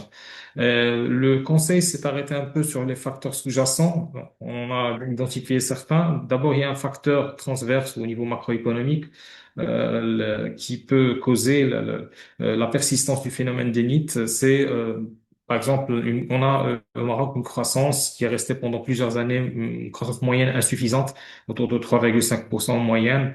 C'est loin de suffire pour absorber les 300 000 ou 400 000 nouveaux candidats qui entrent sur le marché du travail chaque année.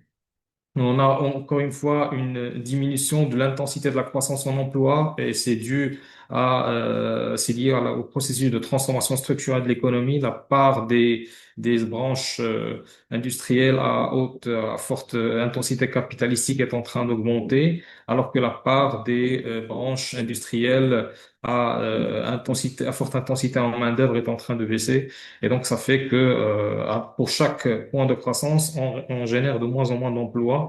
Il y a aussi le tissu entrepreneurial qui est fragile, puisque une bonne partie, sinon 88%, c'est des micro-entreprises fragiles, vulnérables, et par conséquent, on a aussi une vulnérabilité des emplois qui en dépendent. Et à tout moment, on peut virer vers le chômage, un chômage qui peut durer ou pas. Donc, il y a un certain nombre de facteurs transverses. Mais ce qui est aussi important, c'est de voir les facteurs qui sont liés aux individus, à leur parcours de vie, si vous voulez. On a identifié trois ruptures majeures qui peuvent constituer des accidents de parcours et à travers ces accidents, le jeune peut se retrouver dans le bassin des NEET. La première rupture, c'est le décrochage scolaire, ça a été dit tout à l'heure. Donc, au Maroc, des études ont été faites dans ce sens et un certain nombre de facteurs font que le décrochage scolaire persiste. On est autour de 280 000 à peu près chaque année. Il y a la barrière de la distance, surtout en milieu isolé, en milieu rural. Il y a aussi l'importance du déficit en matière d'offres de formation professionnelle dans certaines régions. Ça provoque un désintérêt des populations et des jeunes, surtout aussi en milieu rural. Et une insuffisance au niveau des services d'orientation, ça c'est un facteur clé. Et ça se répercute sur la poursuite des études par la suite.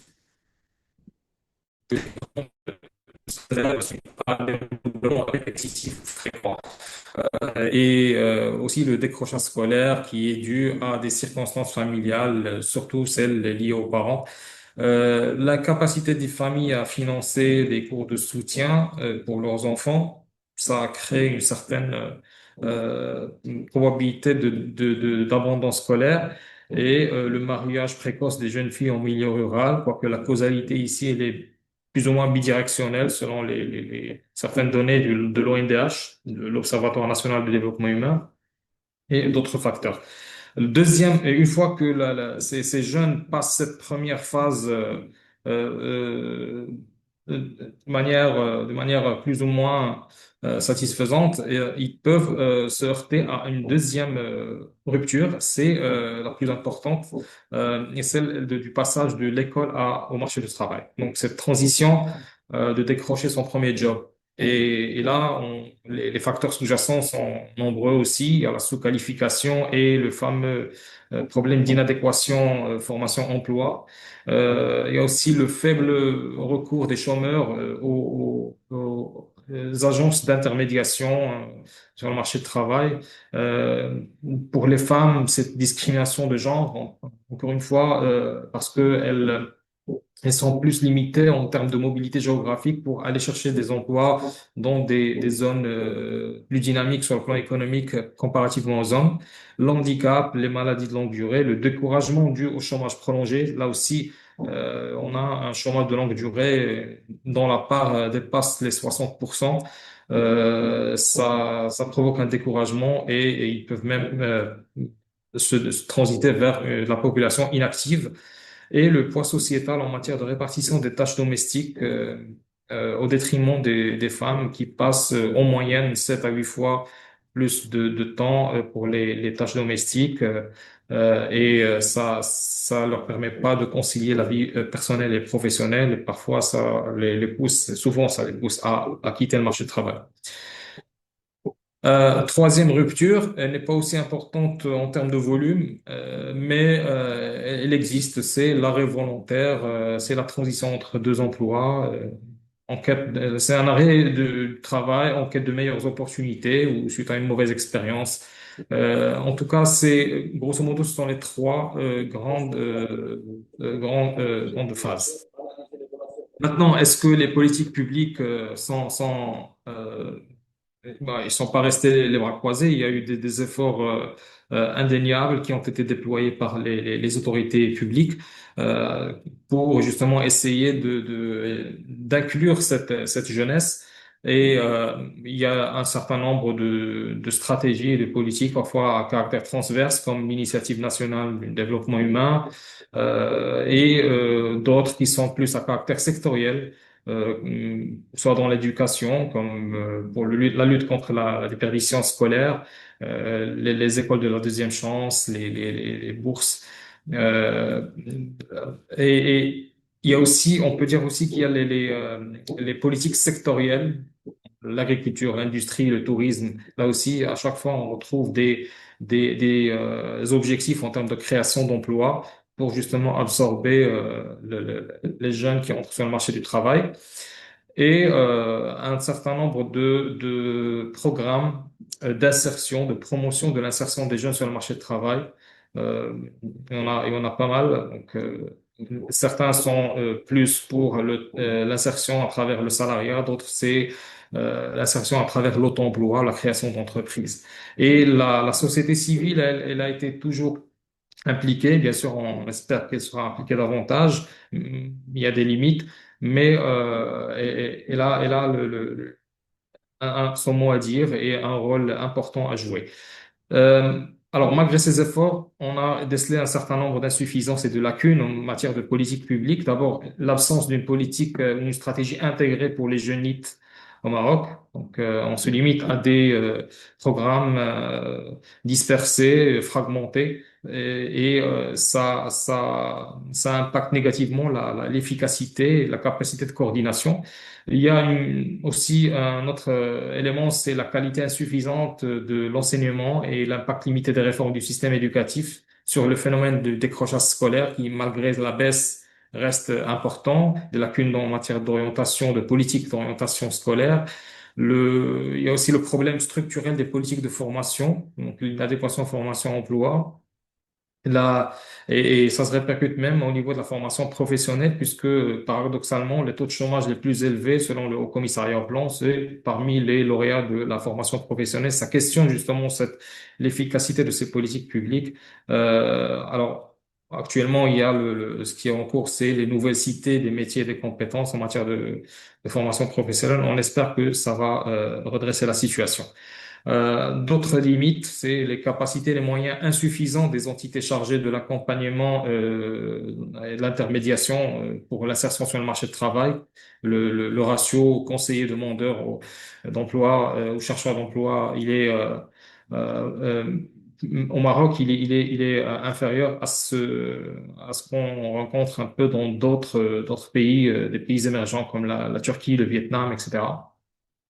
Et on a aussi parfois des incohérences, ou plutôt une cohérence insuffisante en matière de politique publique. Par exemple, le fait que la plupart des programmes, ou la majorité des programmes se concentrent sur l'accompagnement pré-création d'entreprise, alors que l'accompagnement post-création pose problème. Il est en deçà des attentes. Et ça fait que beaucoup d'entreprises disparaissent au bout de 5 ans, et qui dit disparition d'entreprises dit chômage, et donc ça alimente les nids.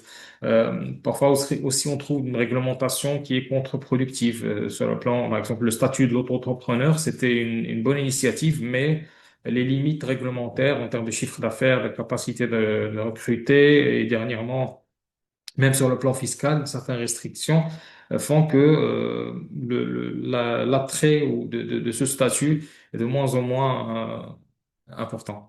Bon, il y a pas mal d'autres éléments, notamment aussi le problème de la communication, parce lorsqu'on a écouté les jeunes au Conseil économique et social, ils ont souvent une faible connaissance des programmes publics qui visent à les accompagner dans leur insertion sur le marché du travail.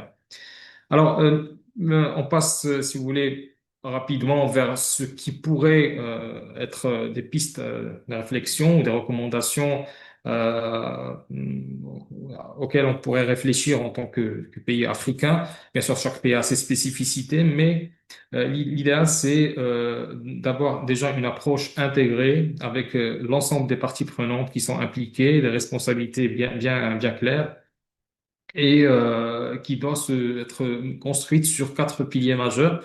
D'abord, renforcer les capacités de repérage et de suivi de ces jeunes NEET. Il faut les repérer, savoir où ils sont, leur évolution, leur parcours de vie. Deuxièmement, une fois qu'on les a repérés, il faudrait aussi mettre en place des mesures préventives pour éviter que certaines catégories de jeunes vulnérables qui ne sont pas encore NEET, mais qui peuvent à tout moment devenir se retrouver dans une situation de NEET. Là aussi, c'est des actions préventives qui s'imposent. Troisième axe, c'est mettre en place un écosystème élargi pour accueillir les jeunes NEET. Donc, une fois qu'on les a identifiés, il faut bien les accueillir, les orienter, faire un profilage, un diagnostic de leur situation individuelle et enfin, les orienter vers des prestations d'insertion qui sont de qualité et avec une couverture géographique suffisante. Donc, sur le plan de la gouvernance, la réussite de cette approche intégrée devrait être basée sur le respect de certaines conditions, notamment l'implication, comme j'ai dit, de l'ensemble des parties prenantes, avec un portage de haut niveau, de mon chef du gouvernement, mais tout en intégrant, tout en impliquant tous les acteurs des secteurs impliqués, donc l'éducation, la formation professionnelle, l'emploi et aussi la société civile. Le dépassement des solutions d'insertion standardisées parce que ça ne marche pas, donc il faudrait customiser un peu les prestations d'insertion et de prise en charge de ces jeunes selon la situation de chacun et selon les spécificités aussi des régions pour une approche granulaire. Une stratégie qui doit être... Monsieur El Mokri, je m'excuse. oui. Il me reste à peu près 4 minutes. Ok, je vais essayer. Donc alors je passe à d'autres axes, notamment on a dit qu'il faudrait le repérage de ces nids. Donc c'est là, le plus gros doit être mis sur le système d'information, un système d'information national et territorialisé pour repérer ces nids en croisant les bases de données des différentes institutions qui disposent de cette information. Et pour les jeunes nids qui ne sont pas dans ces bases de données ou pas suffisamment renseignés, il faudrait un travail de collecte sur le terrain, surtout les zones éloignées. À l'autre axe, on a dit les mesures préventives, et donc le Conseil a dressé un certain nombre de recommandations sur deux volets. Le premier, c'est de lutter, de pallier les effets du décrochage scolaire pour les jeunes qui sont encore en école, donc éviter l'exclusion par suite à des redoublements répétés, en renforçant les solutions de réhabilitation, de soutien, un soutien psychologique, des unités au niveau des écoles, améliorer les services d'orientation scolaire, surtout en milieu rural, et d'autres éléments. Deuxième composante, c'est les mesures qui visent à renforcer l'employabilité. Et donc, c'est l'adéquation, améliorer l'adéquation formation-emploi en développement de la formation en alternance, l'élaboration d'un référentiel national des métiers et des compétences pour mieux guider les programmes de formation et une implication accrue du secteur privé dans ce qu'on appelle la gestion des formations, la gestion déléguée. Ça a marché dans certaines branches industrielles et mettre en place aussi des dispositifs d'anticipation des besoins pour être toujours en cohérence avec ce qui est demandé au niveau du marché du travail. Le quatrième, l'avant-dernier axe, c'est mettre en place un écosystème élargi pour accueillir les NEET. Donc, l'INDH a déjà mis en place ce qu'on appelle les plateformes de jeunes au niveau régional pour abriter, pour accueillir plutôt et orienter ces jeunes NEET. Il faudrait continuer sur cette lancée et les équiper et les renforcer leurs moyens, leurs ressources humaines et financières, digitaliser un peu le processus. Tout en maintenant bien sûr les points physiques et surtout une responsabilisation et une charte unifiée qui définit les rôles, les activités et des cahiers de charges à respecter si jamais c'est délégué à des associations en contrepartie d'un appui bien entendu pluriannuel sur le plan financier. Dernier axe, c'est améliorer une fois qu'on a reçu ces NEET au niveau des centres d'accueil et d'orientation, ils vont être orientés vers des prestations selon leur profil. Et donc là, il faudrait que ces prestations soient améliorées en termes de qualité, en termes de couverture géographique, que ce soit les larger areas, services provided by public agencies, but also to improve. habilités à le faire. Et aussi, il faudrait essayer de renforcer un peu la formule des écoles de la deuxième chance pour justement recueillir ceux qui sont sortis de l'école et essayer de les réhabiliter, leur donner les skills nécessaires pour qu'ils réintègrent le marché du travail.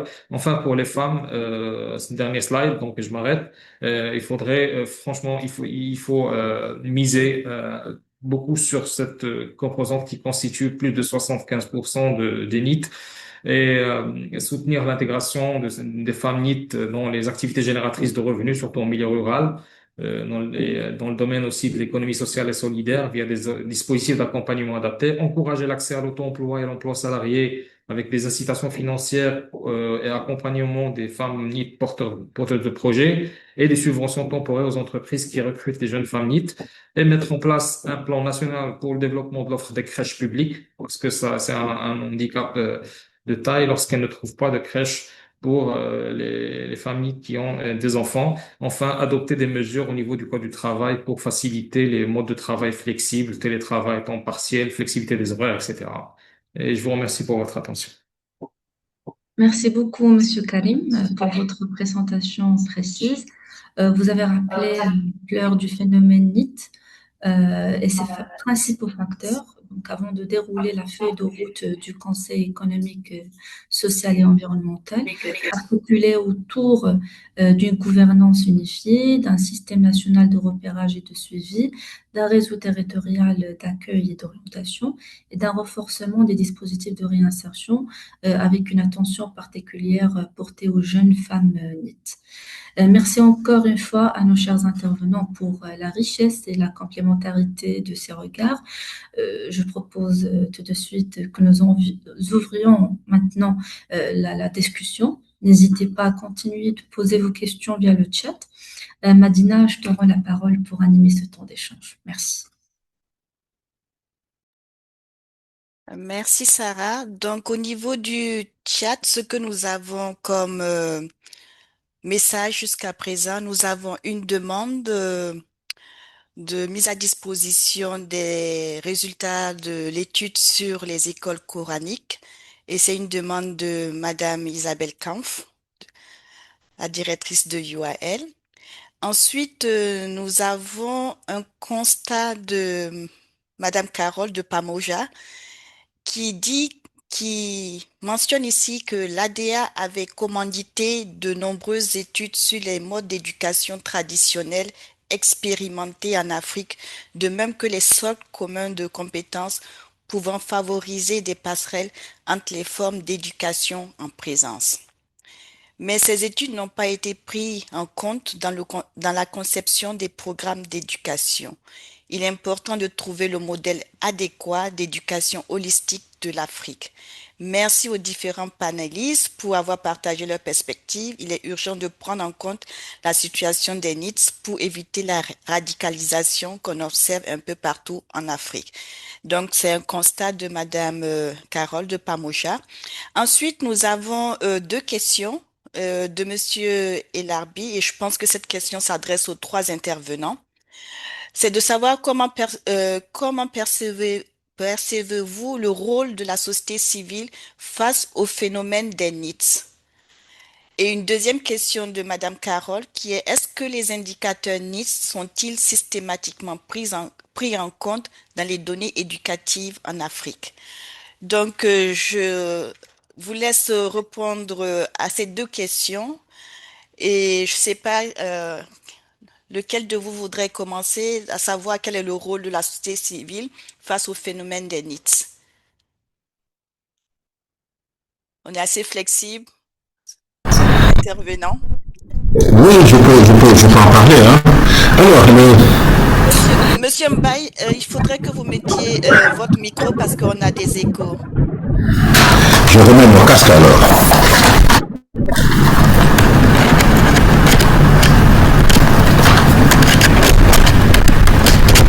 Voilà, c'est bon comme ça? C'est beaucoup mieux. Oui, c'est bon. Merci. Mhm. Très bien, oui. Alors, cette question est une question très sectorielle. Il faut dire que la société civile au Sénégal, en Afrique a une portée assez limitée du fait que ça met le focus sur les questions de gouvernance, les questions d'élection, les questions de démocratie. Les questions économiques sont marginales. Et même les questions de finances publiques, qui sont les mieux prises en charge par la société civile, ne le sont que marginalement. Leur agenda est plus orienté vers les élections, l'état de droit, les questions de gouvernance. Alors, je pense que l'autre volet de la société civile, les think tanks, qui devaient prendre en charge cette question, font face à d'autres types d'obstacles. Qui est think tank, qui n'est pas think tank en Afrique, c'est très difficile à discerner. Beaucoup de think tanks sont de fait affiliés au gouvernement, ce qui veut dire qu'ils n'ont pas l'autonomie, l'indépendance nécessaire pour faire une analyse froide des politiques et les critiquer. Alors, les autres think tanks qui sont autonomes du gouvernement n'ont pas tellement accès aux ressources pour leur permettre d'avoir un agenda propre. Vous voyez, il y a beaucoup de contraintes. Ce n'est pas parce que la société civile ne veut pas, mais il faut voir que la plupart des ressources qui vont vers la société civile sont plus orientées vers les questions de la protection de la femme, la protection de l'enfance, l'état de droit, et ainsi de suite. Les questions purement économiques sont un peu marginales. Voilà ce que je voulais dire sur cette question. Merci. Merci, monsieur le professeur Mbaye, pour ce retour. Je donne la parole à monsieur Mokri. Oui, merci beaucoup. Donc, j'aimerais justement revenir sur cette question du rôle de la société civile. Euh, En fait, les programmes qui visent à insérer ou réinsérer les jeunes NEET, que ce soit au niveau de la scolarité ou du marché du travail, c'est vrai qu'il peut y avoir des programmes à travers des agences publiques et un réseau d'agences publiques, sauf que ce réseau, il a ses limites. Si on veut couvrir tout le territoire d'une manière assez granulaire, euh, ce serait difficile et très lent d'essayer de mobiliser le réseau public uniquement. Donc, c'est pour ça que le partenariat, on peut appeler ça un partenariat public tiers secteur, le partenariat avec la société civile, il est primordial parce qu'ils vont compléter un peu ces actions, à bénéficier d'une délégation de ces missions-là pour essayer de couvrir le maximum de jeunes NEET sur le territoire d'un pays donné. Il y a aussi le fait que les jeunes NEET, surtout les jeunes qui sont désespérés, découragés, parfois ils ont perdu confiance dans les institutions publiques. Et donc les associations, ils peuvent entrer en contact avec ces jeunes et ils sont plus à l'aise avec le personnel des associations et ces associations peuvent justement mobiliser ces jeunes et les orienter vers les prestations nécessaires. Maintenant, il faut bien que ce partenariat entre secteur public et société civile soit établi sur de bonnes bases. Ces associations ont souvent besoin d'un appui financier pour mener à bien leur mission, mais en contrepartie, il faudrait qu'ils respectent des cahiers de charges bien définie en termes de qualité de rendu, une évaluation axée sur les résultats pour qu'on soit dans une approche win-win. Et finalement, ce qui gagne, ce sont ces jeunes qui seront repêchés de ce réservoir d'élite. Voilà. Merci, Monsieur Moukri. Est-ce que Monsieur Baba Moussa a une réponse par rapport à la société civile, Oui, le rôle? bien sûr, Merci. je ne peux qu'appuyer tout ce qui vient d'être dit par mon prédécesseur, M. Mokri, parce que le rôle de la société civile est essentiel. Et j'ai moi-même fait une étude il y a quelques années déjà de cela pour montrer comment le mouvement associatif de jeunesse, dans son ensemble, contribuait fortement à l'accompagnement des jeunes, aussi bien pour les questions de formation, les questions de suivi scolaire pour améliorer leurs compétences, que pour l'insertion des jeunes et des femmes. Donc, le partenariat avec la société civile est essentiel. Pamoja était connecté avec nous. Le rôle de Pamoja aujourd'hui en Afrique sur ces questions est très important. Donc, je crois qu'il faut renforcer dans des conditions bien définies le partenariat entre l'État et la société civile. Je voudrais également profiter pour répondre sur la question des données. Effectivement, les politiques éducatives ne peuvent être efficientes que si elles reposent sur une connaissance réelle, objective et systématique des environnements. Or, dans plusieurs de nos pays, les politiques éducatives sont intuitives. C'est une idée d'un dirigeant qui sert souvent à poser des actes qui impactent la vie de plusieurs générations. Donc, nous, à la Confemel, nous basons essentiellement toutes les réformes éducatives sur la production de données probantes. Et notre programme d'analyse des systèmes éducatifs est justement totalement orienté dans ce sens-là. Donc, il est important que sur la situation des NEETs, on puisse mettre en place des dispositifs effectifs pour bien cerner la diversité de ce public, leurs besoins réels et sans faire de généralité, chaque pays doit pouvoir produire des données sur les NEETs. Et nous allons le faire, nous, dans le cadre d'une enquête pilote que nous commençons sur les alternatives éducatives, où nous avons déjà fait une étude pour faire l'état des lieux de la situation des enfants hors de l'école pour permettre de mettre en place des dispositifs de remédiation qui fonctionnent. Et on doit aller plus loin parce que ces données, ces études doivent permettre ensuite d'impacter le système éducatif et de prendre des décisions dans les plans sectoriels de l'éducation qui intègrent l'accompagnement des personnes en dehors de l'école. Donc voilà pour répondre aux deux questions qui ont été posées, notre contribution. Merci encore.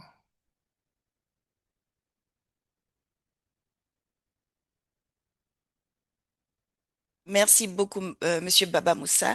Je ne sais pas si les autres intervenants voudraient réagir sur les indicateurs. Sinon, nous passons à une dernière question qui est adressée à Monsieur Moukri.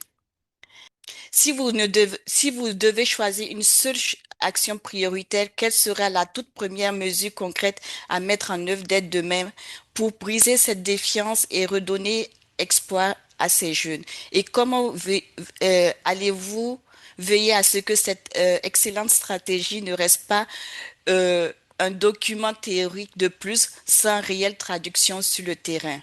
Sorry, voilà la question plus ou moins.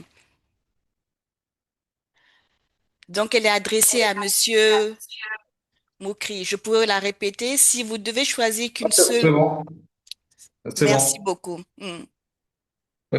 Alors, merci beaucoup c'est une question légitime et que tout un chacun se pose d'ailleurs. Beaucoup de stratégies, beaucoup de politiques conçues, mais lorsqu'on arrive au résultat, c'est souvent en deçà des attentes. Et ça ne concerne pas uniquement les jeunes leads, ça vaut pour la plupart des problématiques économiques et sociales. Maintenant, si on peut, alors, le Conseil économique et social, c'est une institution consultative, donc elle donne son avis, ses recommandations, mais elle ne peut pas obliger l'exécutif à mettre en œuvre telle ou telle action. Donc, on essaie de contribuer selon nos missions constitutionnelles. Et on trouve souvent, il faut le dire, on trouve une réceptivité en fait de ce que nous proposons. Maintenant, on ne part pas de zéro. Il y a des choses qui ont été faites et des choses qu'on pourrait améliorer. J'ai pas eu le temps de défiler toutes les recommandations, mais vous pouvez les retrouver au niveau du rapport. Mais pour revenir à votre question, si on devait choisir une seule action pour mettre fin ou résorber de manière significative le phénomène du NIT, c'est un, c'est une approche qui va aller en échec dès le début. Je vous le confirme parce que le phénomène d'élite, il est complexe et on ne peut pas le résoudre en choisissant le top 10 ou top 3 des actions. Il faudrait agir sur plein d'éléments en même temps pour espérer avoir un résultat. C'est comme si vous aviez une valise avec un code à 3 chiffres. Ce n'est pas parce que vous allez trouver le premier bon chiffre que la valise va s'ouvrir un tout petit peu et ainsi de suite. Non, il faudrait agir, trouver les 3 bons chiffres en même temps pour espérer déclencher l'impact escompté. Donc, il faut pas choisir, il faut agir de manière, c'est pour ça qu'on a dit, il faut une stratégie intégrée, agir en même temps sur tous les éléments, bien sûr dans les limites de ce que permet le budget. Et d'ailleurs, pardon, c'est pour ça que j'ai dit que l'État à lui seul ne peut pas y arriver. Il faudrait impliquer les autres acteurs, le secteur privé, le secteur associatif en même temps, avoir cette synergie pour pouvoir arriver à de bons résultats. Les solutions, on peut les retrouver partout. C'est juste une question de volonté et de travail en bonne synergie. Voilà. D'accord. Merci beaucoup, Monsieur Moukri. Je pense que nous avons fait le tour des questions. Je rappelle seulement une demande aussi par rapport à la mise à disposition des résultats de l'étude sur les écoles coraniques. Et cette demande est adressée au professeur Mbaye. Et je pense que là, nous sommes au terme de nos discussions et de nos réponses. Et je donne la parole à ma collègue Sarah pour la clôture avec le président de la Fondation. Merci. Merci beaucoup, Madina. Merci à toutes et à tous pour la qualité de ces échanges. Je laisse sans plus tarder Monsieur Khaïchou pour conclure. Merci. Merci beaucoup euh, aux 3 brillants intervenants. Moi, personnellement, j'ai beaucoup appris ce matin et, et je pense que même ma vision des choses se complique encore. Comme l'a dit Sémopré et les autres intervenants, c'est un sujet qui est très complexe. Et donc, peut-être qu'avec nos collègues de l'UL, on va encore discuter entre nous. Et peut-être qu'on va essayer encore de décortiquer ce sujet sur plusieurs sous-axes afin de pouvoir l'adresser et de lier directement à la question d'apprentissage pour essayer de contribuer à la réflexion générale pour faire une tentative d'apporter des éclairages de solutions possibles. En tout cas, je tiens, au nom de la Fondation africaine pour l'apprentissage tout au long de la vie et de l'Institut de l'UNESCO de l'apprentissage tout au long de la vie, UIL, à remercier nos 3 intervenants, à remercier l'ensemble des participantes et participants pour avoir suivi avec attention les différentes interventions et également aux différentes questions posées, ce qui témoigne de l'intérêt que nous avons pour le sujet. Et ça nous motive encore davantage pour nos prochains webinaires, pour pouvoir adresser encore d'autres sujets liés à l'apprentissage tout au long de la vie. Si vous permettez, j'ai juste une petite réflexion ou petite réaction, je peux dire, à la question de l'impact des écoles coraniques sur l'éducation d'une manière générale. Moi, je pense que c'est pas le terme coranique qui est important, d'accord, pour ne pas lier l'exercice d'apprentissage qui est dans ce genre de système éducatif leur impact sur l'éducation de manière générale. C'est pas l'aspect religieux qui est important, mais c'est le processus d'apprentissage et le processus d'encadrement et d'accompagnement qui existe dans ce genre de structure. Et je pense que certainement, c'est également, ça existe dans d'autres environnements religieux de la même manière ou autrement. En tout cas, d'après certains travaux que j'ai eu l'occasion de faire au niveau du Conseil supérieur d'éducation du Maroc, en fait, nous avons constaté que depuis des années, depuis des siècles, que le processus d'apprentissage a été initié par nos ancêtres, par nos arrière grands-parents, parce que ils étaient convaincus, comme nous aujourd'hui, que la transmission générationnelle passe par des environnements structurés. Et donc, ils ont eu, donc là, ils ont élaboré cette conception de structure organisée pour pouvoir transmettre de la connaissance, des valeurs, des habitudes, et surtout, ils sont partis du principe que les jeunes doivent être toujours en mode d'acquisition et d'apprentissage pour les étapes complémentaires dans leur vie. Et donc, je tiens à le souligner parce que dans plusieurs conférences internationales, on fait ces raccourcis entre le Coran, l'islam et on l'associe en fait à des environnements classiques, traditionnels, avec l'éducation d'aujourd'hui, la modernité, l'ouverture, etc., etc. Moi, je pense que, si vous permettez, c'est pas l'aspect religieux qui est important, mais c'est la mécanique qui est utilisée. Et effectivement, je confirme ce qui a été dit par le premier intervenant, M. Mbey. Effectivement, au Maroc aussi, nous avons ces modèles. Et nous avons des écoles qui encadrent les jeunes, qui leur apprennent beaucoup de choses et surtout, ils leur apprennent des métiers. Moi, j'ai vu des jeunes qui sortent avec des métiers et qui ont pu mener des vies brillantes dans des activités de professionnelles ou du commerce, etc. Et c'est ça ce qui est important. Et d'ailleurs, les systèmes éducatifs aujourd'hui, comme vous le savez, il y a plusieurs systèmes qui accompagnent les jeunes avant l'âge de 18 ans à apprendre des métiers.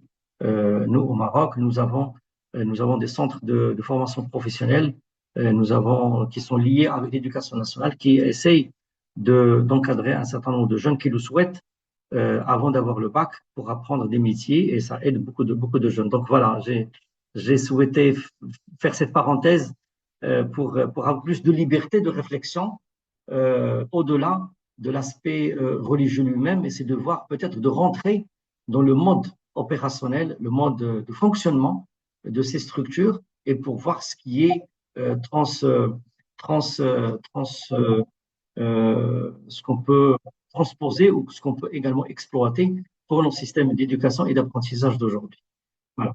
Donc, enfin, je réitère mes remerciements à l'ensemble de nos intervenants, des participants. Je remercie Madame Kempf, Madame Madina de nous accompagner toujours dans cet exercice. Je remercie l'équipe de la Fondation également pour leur mobilisation. Je remercie encore une autre fois nos chers interprètes qui nous accompagnent. Et donc, on vous donne rendez-vous au prochain webinaire qui sera certainement le mois de septembre, et Inch'Allah. Et portez-vous bien et très bonne journée.